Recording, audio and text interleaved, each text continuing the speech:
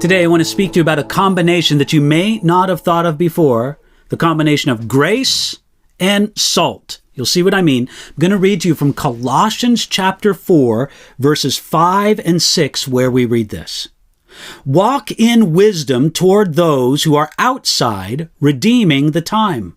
Let your speech always be with grace, seasoned with salt, that you may know how you ought to answer each one. In the previous lines in the book of Colossians, Paul wrote about prayer in the Christian life. But the Christian life isn't only lived in the prayer closet. There also must be practical, lived-out Christianity, which lives wisely towards those who are outside.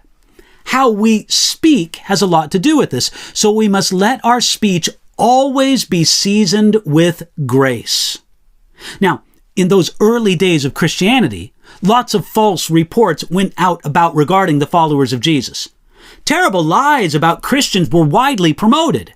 Yet the simple, wise living of everyday believers went a long way to proving those false reports wrong.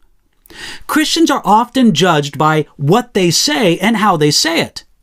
Everything should be marked with grace, which means both God's grace and human graciousness. But Paul also told the Colossians and us by the Holy Spirit that our speech should also be seasoned with salt. And the idea behind that is to speak with wit and humor.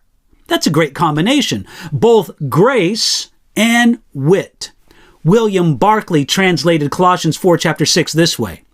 Let your speech always be with gracious, charmed, seasoned with the salt of wit, so that you will know the right answer to give in every case.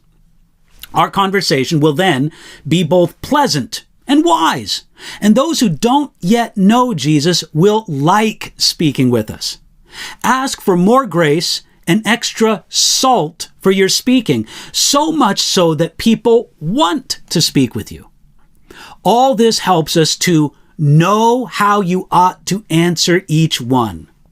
Paul believed that Christians would answer others from biblical truth and that they would work at knowing how to communicate those answers towards those who are outside.